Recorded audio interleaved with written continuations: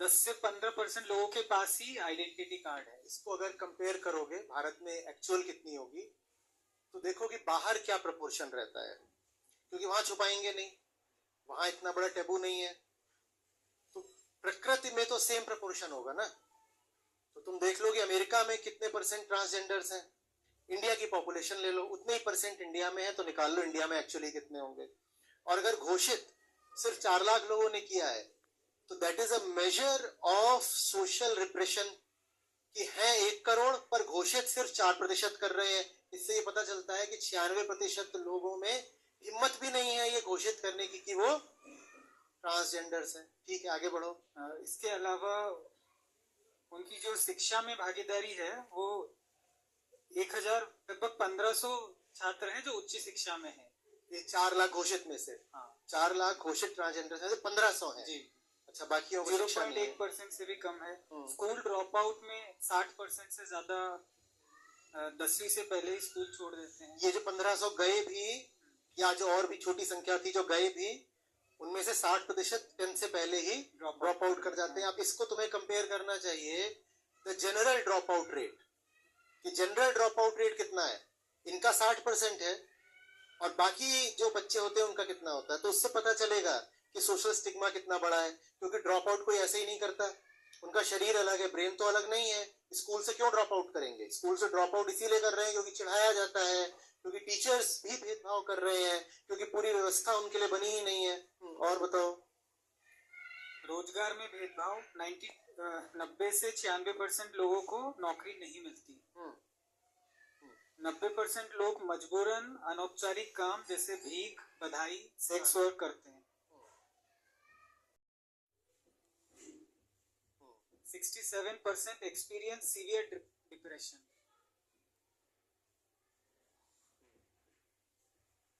Average lifespan 35 to 40 years compared general population का है 70 years. आम बंदा जितना जीता है उससे आधी भी नहीं जी पाता है एक transgender. Death linked to violence 34%, suicide 28%. Untreated illness 24%। Untreated illness क्योंकि या तो पैसा नहीं था, या डॉक्टरों ने प्रवेश नहीं दिया, या फिर वायलेंस हुआ है विच कुड बी सेक्सुअल और सोशल, या फिर सुसाइड कर ली है। इन्हीं तरीकों से मौत होती है और वो मौत बहुत जल्दी हो जाती है।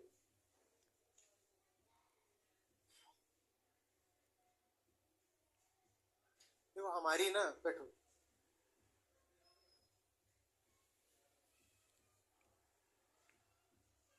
हमारी जो आइडेंटिटी होती है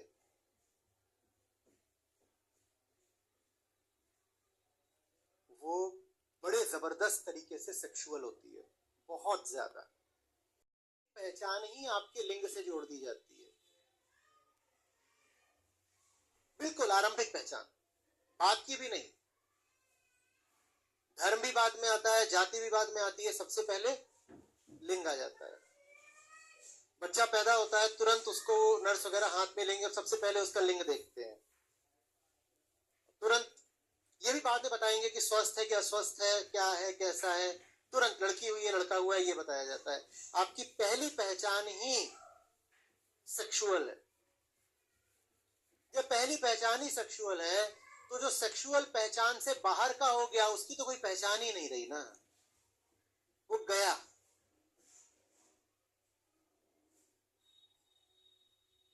प्रकृति ने कुछ विचित्र नहीं कर दिया है, प्रकृति में तो ट्रांसजेंडर हमेशा से पैदा होते रहे हैं। और मैं उनकी नहीं बात कर रहा जिनके साथ समाज कुछ करके उनको बना देता है, मैं उनकी बात कर रहा हूं जो प्राकृतिक रूप से पैदा होते हैं। वो हर देश में हर काल में होते रहे हैं, ये प्रकृति की व्यवस्था का अंग है।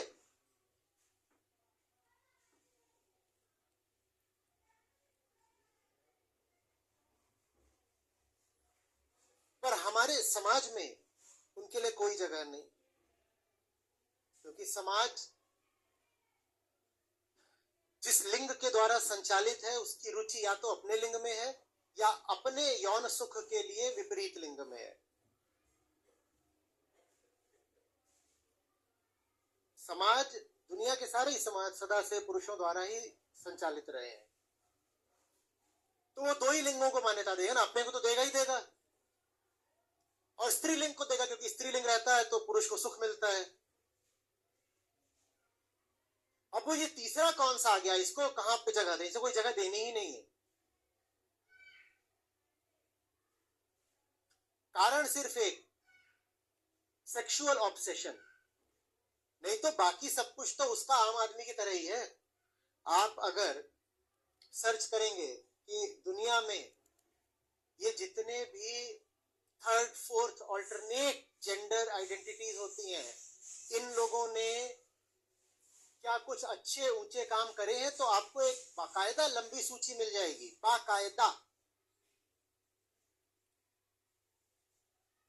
उनका ब्रेन वैसा ही है जैसा आपका है, आंखें वैसे ही है, नाक वैसे ही है, बाकी सब कुछ उनका वैसा ही है जैसे आपका है।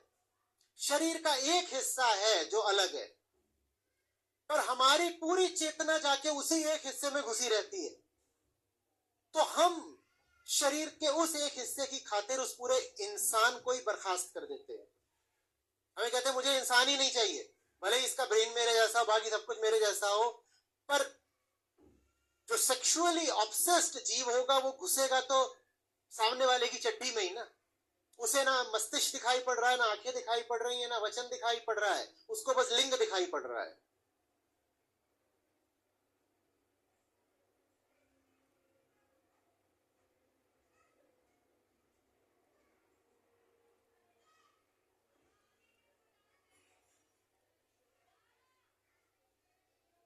मैं इनको मनुष्य की तरह संबोधित भी कैसे करूं? मुझे यही कहना पड़ेगा, हाँ भाई क्या कह रहे हो, और इनसे कहना पड़ेगा, हाँ बहन क्या कह रही है। वो भाषा में ही बात से पहले क्या आ गया, लिंग आ गया, लोग खत्म। ये यहां अगर मनुष्य की तरह भी बैठे हो, इस वक्त इनके चित्त में अपने जेंडर का कोई ख्याल ना हो, शरीर भी कोई सेक्सुअल गतिविधि ना कर रहा हो, तो भी सिर्फ मेरे संबोधन से इनकी सेक्सुअल आइडेंटिटी एक्टिव हो जाएगी। आप कुछ कह रही थी, ये लीजिए मैंने आपको क्या जता दिया कि आप महिला हैं, और आपसे बात करनी है तो मुझे भी अपने आप को पहले ये याद दिलाना पड़ेगा कि आप महिला हैं। मैं आपसे बोल दूं क्या कर रहा है तो बात गलत हो जाएगी। पहले मैं खुद को याद दिलाऊं कि मैं एक महिला के जिस्म से बात कर रहा हूं, क्योंकि जिस्म ही महिला का होता है, चेतना तो मनुष्य की होती है।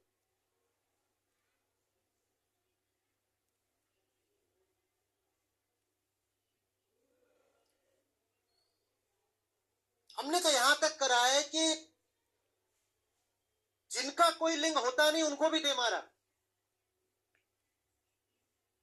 नदी बह रही है, सागर लहरा रहा है,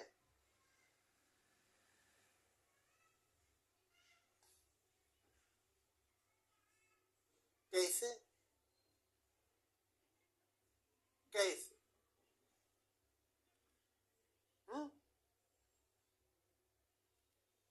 खंभा खड़ा है, ईंट गिर गई, कैसे? और फिर जो गैर हिंदी भाषी होते हैं उनके अलग व्यवस्था चलती है, उनको समझ में नहीं आता, और फिर आप हंसते हो आके बोलते हैं अमी जोल खाबे, कहते अरे ऐसे थोड़ी बोलते हैं।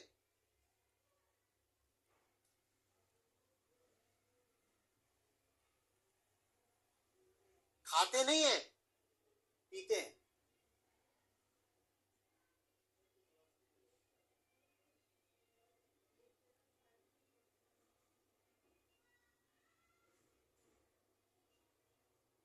छोटी चीज आमतौर पे स्त्रीलिंग होगी। घड़ी बांध रखी है, घड़ियाल बज रहा है, नदी छोटी है तो स्त्रीलिंग है, सागर विशाल है तो।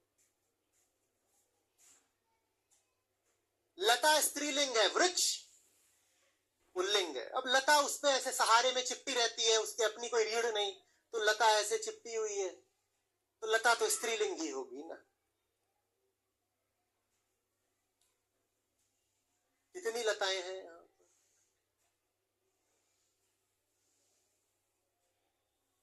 सुनने में अजीब लगेगा ना एक विशाल बरगद की पेड़ था, वो बरगद का ही पेड़ होगा। भाषा की गलती नहीं, भाषा हमने रची है। और जब जीवन में सत्य नहीं होता तो सेक्स बहुत ज्यादा होता है।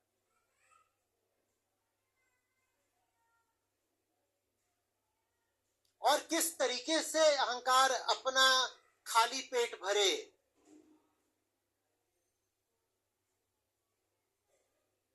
सब कुछ तो खा लिया, आप किसी का जिस्म खाओ, कुछ तो विकल्प चाहिए ना एक सही जिंदगी का।